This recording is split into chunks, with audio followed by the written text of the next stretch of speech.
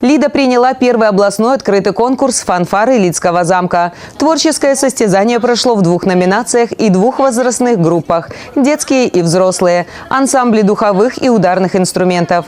Детские и взрослые – оркестры духовых и ударных инструментов. Всего свое творчество демонстрировали 13 коллективов. Организаторами конкурса «Фанфары Лидского замка» выступили Управление культуры Гродненского облисполкома, отдел культуры Лидского райисполкома и Лидский государственный музыкальный колледж. Гэта творчая імпрэза першы абласны адкрыты конкурс духовых аркестраў і ансамблей фанфары Лідскага замка.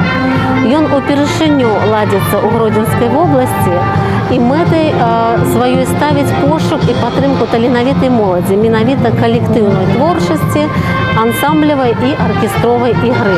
Замкавая музыка заўсёды вабіла слухачоў. І для Беларусі увогуле традыцыйна, што музыка на адкрытых пляцоўках звязана з духавым выканальніцтвам, менавіта з аркестрамі і капэламі.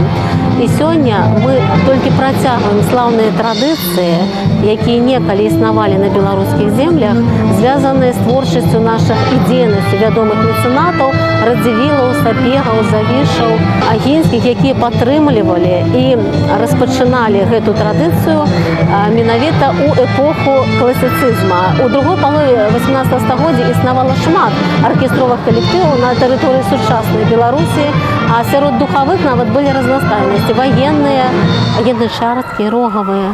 І сёння мы бачым, як гэтыя слаўныя традыцыі інструментальнага выканальніцтва калектыўнай творчасці падтрымліваюцца ў Лідскім замку. Членам жюри предстояла непростая задача – определить лучших среди многочисленных талантливых коллективов, продемонстрировавших высокий уровень исполнительского мастерства и художественный вкус.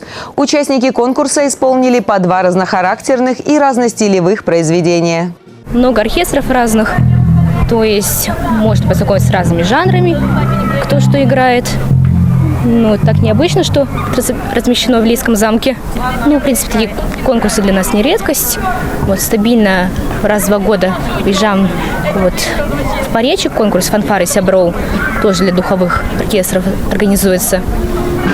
Ну, стабильно принимаем участие в городских мероприятиях. Представляем Гродненский государственный музыкальный колледж, и мы приехали вот в Лиду, оркестр, мы приехали впервые, но на подобных мероприятиях мы выступаем часто, и в Барановичах выступали тоже на фестивале. Сегодня мы будем играть из оперы Бородина, половецкие пляски и фантазию на тему «Бременские музыканты».